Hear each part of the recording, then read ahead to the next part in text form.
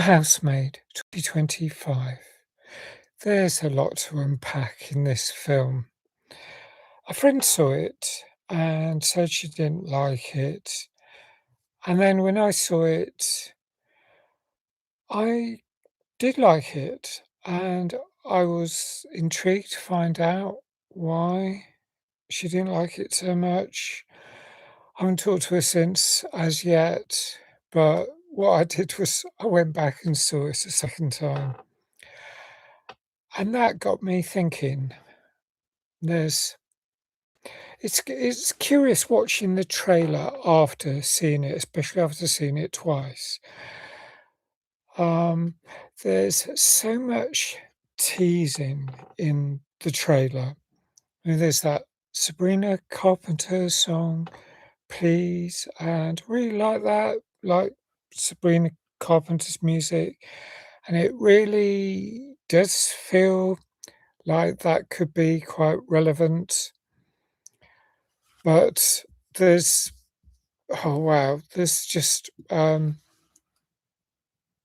lot of misdirection, and I cannot say I won't say what is not covered outside the trailer. So, going on the trailer, there's threat and likely violence. It appears like that. I've just watched it again. And Millie goes for a job interview with Nina, who is the wife of a wealthy tech bro, sort of, and she's like a housewife, but she needs help because she says she's expecting to grow her family. She's got a kid, about 7-year-old, Cece, her name is, not quite sure on age, maybe slightly older.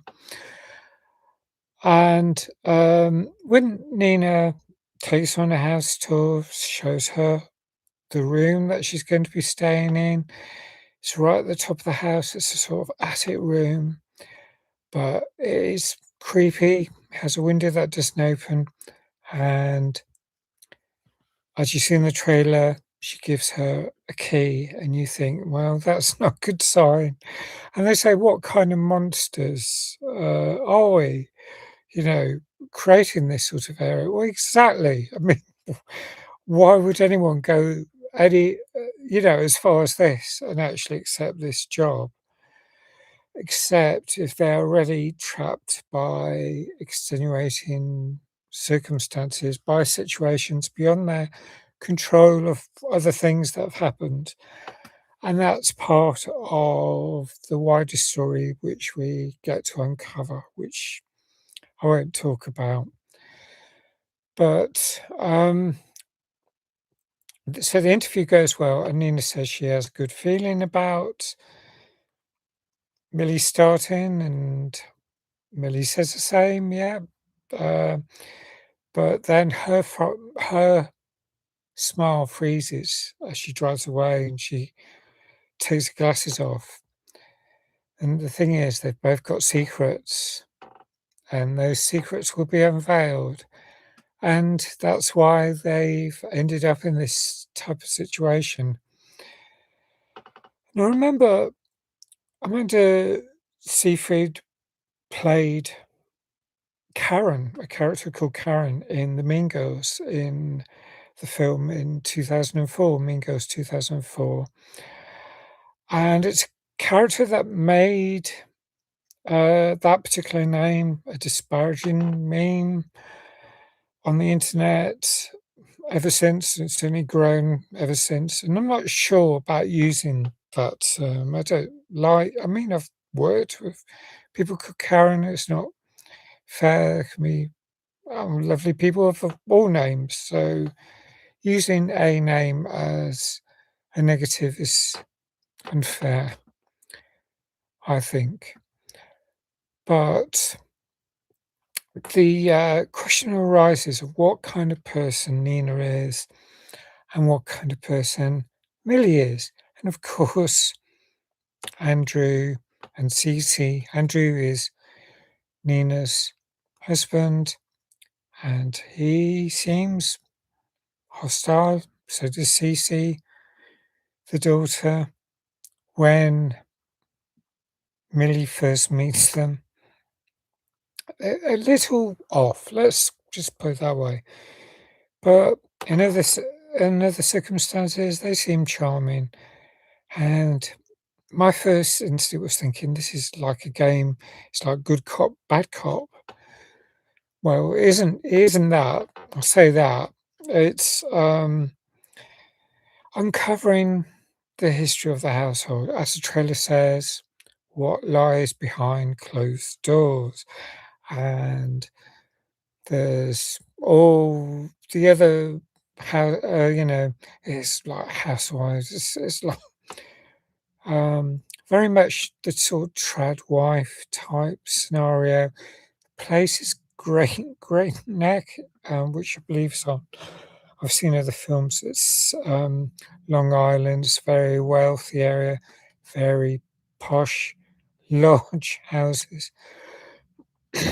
This one has been designed by Andrew, um, but that big red flag about a room, I mean, why would you? I mean, well, as I said, people get trapped by circumstances. And the other thing is being trapped because you've gone for a job as a living housemaid. I mean, lots of jobs you have bosses and they can be bad, but you have some protection because of the line management chain, the procedures, human resources might not, still might work against you because things, the dice are often loaded, the die often cast in favor of power. I mean, the rules are set up by those in power. So, but it isn't just that. It's like, I mean, that's normal circumstances. I mean, you might be really fortunate, ideally, to have a union representation if you got a job. But if you're a living housemaid, it's just you and the family, the household, and things go wrong, you're on your own to a large extent. I mean, what happens when people change the goalposts or change the story? They ask you to do this and then change what they believe they said, or they argue, "Oh, I didn't want you to do that. I want you to do this." I mean, it's not a good situation. You're not protected at all. What can you do if it's you need a job? It's really unfair. The system is loaded against you. Um, so stuff gets revealed bit by bit, and during the second half and during the final act in particular, the audience, who are mainly women, really laughing a lot. And I did as well, especially first time. Second time, well, I knew what was coming. But um, there's a sense of satisfaction. Let's put it this way. If you think a certain person's a goodie and they're being treated badly, then it can feel very satisfying. And that happens some of the time, and then it's very tense, and you don't know who's going to win. There's all that sort of stuff. Um, and I often think about Funny Games. I'm going to have to review that. Funny Games 2007, based on an earlier version, 1997. But that sort of revealed the sort of whole thing about what derives satisfaction for audiences. And so I feel to some extent sometimes I'm taken out, especially on the second viewing, I sort of look at it from the bigger picture and I think there's some manipulation there. And so I can see what isn't likable about it because, I mean, you're pulled in a certain way, not everything's revealed, a lot more is revealed, and then you think, "Oh, right, now I'm liking it," or whatever. And, um, the whole binary of, cis straight relationships. I mean, there were some, women with boyfriends, and they seemed to like it, the boyfriends as well, and I thought, "Well, fair enough." I mean, um, I won't explain, obviously, what happens, but there's complications on, with all of the characters. Aren't they all aren't what they seem. Um, well, maybe some of the, more peripheral characters are, but the 3 main characters, Andrew, Millie, and Nina, are very, um there's stuff that's hidden about them. So you see a certain side, you find out what they've been up to, and then when there's a lot of violence and some of it feels sadistic, and then there's backstories and you see more awfulness happening. Some of it feels very unfair because of the way they've been treated, given the circumstances they've found themselves in, that sort of thing. I mean, in some ways, it's quite blunt, it's quite emotionally shallow. Well, I don't really think that, but I can see that as a possible problem. But I tend to take things as they are. And, I went with the flow first time. I thought, great, yeah, fine. And in a way, it reminded me a little of Gone Girl to 2014. And also a few more recent films. I won't say what they are because, in a sense, that might be more at a risk of giving away a lot more about the plot, and I don't want to do that. So, um, I don't think everything adds up if you really think about it. But if you're generous about allowing some suspension of belief, then fine, or disbelief. You sort of so during the second viewing, I definitely felt less satisfying. Um, because I mean, you see who's friendly, and then it switches, and you think, all right. Does that explain all of the off the wall, unhinged behaviour? Not sure.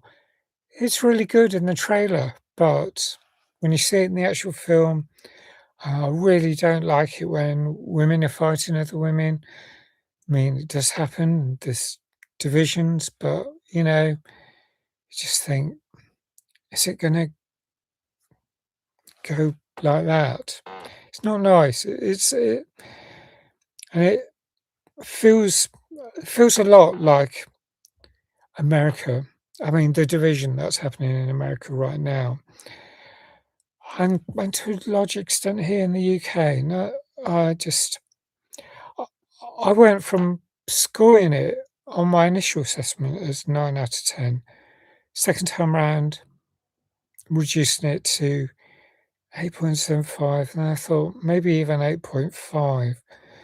Just, yeah, the stuff about it, I thought, not quite sure. It's still quite a tense ride. So, got a lot of surprises. So, you may like it if, and there isn't that much gore. It isn't, there's some injury detail, I suppose, but there's some violent detail. But, you know, I, I kind of liked it, I guess, still, just not as much as first time round. So, I'd love to know what you think, if you've seen it, especially if you've got any, differences of opinion. Please leave a comment. Thanks if you like. Thanks if you subscribe. Please hit the notification button. And I'm going to review Gone Girl, and then I can put a link in the description so you can see that and tell me what you think about that. That's some years ago. I almost need to see it again. Also, Promising Young Woman. That's a more recent film. It's not like that, but I sort of start thinking of films like that for some. I mean, because strong female characters, so those were the first films that came into my head. Of course, there's another film I've reviewed fairly recently, um, Revenge, 2017. So Promising Young Woman, 2020. Anyway, thanks for watching. I'll put my links to those reviews so you can see those next. I hope to see you again soon. Bye for now.